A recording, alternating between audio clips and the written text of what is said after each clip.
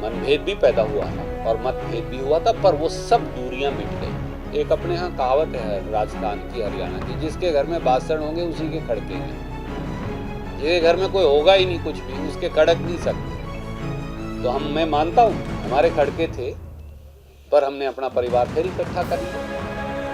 कटारिया साहब वरिष्ठ व्यक्ति हैं, हम तो उनका व्यक्तिगत तौर से आदर करते हैं, बुजुर्ग हैं। दुर्भाग्य से उन्हें अपना स्थान नहीं मिल रहा राजस्थान में, छटपटाते रहते हैं। जिस प्रांत से ओवैसी जी आते हैं, जो अब तेलंगाना कहलाने लगा है, ज्वाइंट आंध्र प्रदेश, वहां तो वो 7 विधानसभा लड़ते हैं, यूपी में वो 300 लड़ते हैं। ऐसी पार्टी भी कोई आपने देखी? मनभेद भी पैदा हुआ था और मतभेद भी हुआ था, पर वो सब दूरियां मिट गई।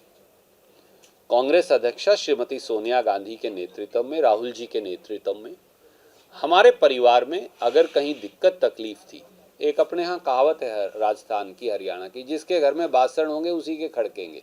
जिसके घर में कोई होगा ही नहीं कुछ भी, उसके खड़क नहीं सकते। तो मैं मानता हूँ हमारे खड़के थे, पर हमने अपना परिवार फिर इकट्ठा कर लिया और उन सब साथियों को जो किसी वजह से नाराज हो गए थे, उन्हें भी मौका दिया। तो हमारे नौजवान साथी जो हैं, सचिन भाई, और वो आएंगे, आप उनसे भी पूछ लीजिएगा। हम सब अब इकट्ठे हैं, हम सब एकजुट होकर काम कर रहे हैं। कटारिया साहब वरिष्ठ व्यक्ति हैं, हम तो उनका व्यक्तिगत तौर से आदर करते हैं, बुजुर्ग हैं। दुर्भाग्य से उन्हें अपना स्थान नहीं मिल रहा राजस्थान में, छटपटाते रहते हैं। क्योंकि एक और आदरणीय नेता जो हैं, वो उन्हें परेशान करते रहते हैं या वो उन्हें परेशान करती रहती हैं। मुझे नहीं पता कौन किसे करता है, बीजेपी बेहतर बता सकती है। इसलिए वो कभी कभी अपना जो राजनीतिक संतुलन के लिए वो जाने जाते हैं, पर वो भावावेश में वो राजनीतिक संतुलन खो बैठते हैं। आप मुझे बताइए, ये वो लोग हैं जो महात्मा गांधी को भी हिंदू बताने से इनकार करते हैं, क्योंकि इनका हिंदुत्व गोडसे का है। शायद उन्हें ये बात समझने में अभी कई सदी और लगेंगी। इसलिए विपक्ष के नेता का कोई कसूर नहीं, ये उनकी ट्रेनिंग का कसूर है। अब ओवैसी भी ज्ञान देगा, जो भारतीय जनता पार्टी का एजेंट है।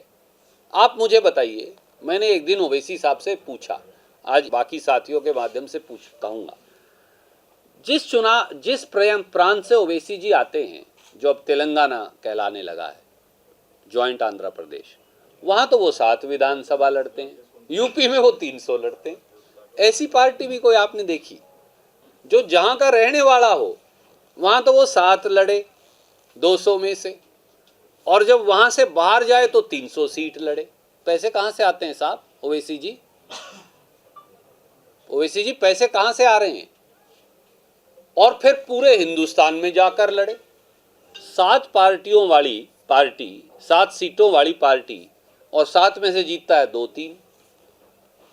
तो 2 या 3 एमएलए वाली पार्टी के पास इतने संसाधन कहां से आ गए? और एक बात बताओ, मोदी जी के खिलाफ तो कोई 2 लाइन बोले तो ईडी, इनकम टैक्स पहुंच जाते हैं। ओवैसी के घर गया है कभी ईडी या इनकम टैक्स वाला? देखा आपने? कभी नहीं जाएगा, क्योंकि बीजेपी और ओवैसी एक दूसरे के पूरक हैं। मुसलमान भाइयों को हिंसा सिखाने का काम, भड़काने का काम, उपद्रव सिखाने का काम ओवैसी का है। हिंदू धर्म की, प्रेम की परिभाषा को तोड़ने का काम नफरत में और बंटवारे में वो बीजेपी का है। इसलिए वो एक दूसरे के पूरक हैं। ये एक ही थैली के 2 चट्टे बट्टे हैं।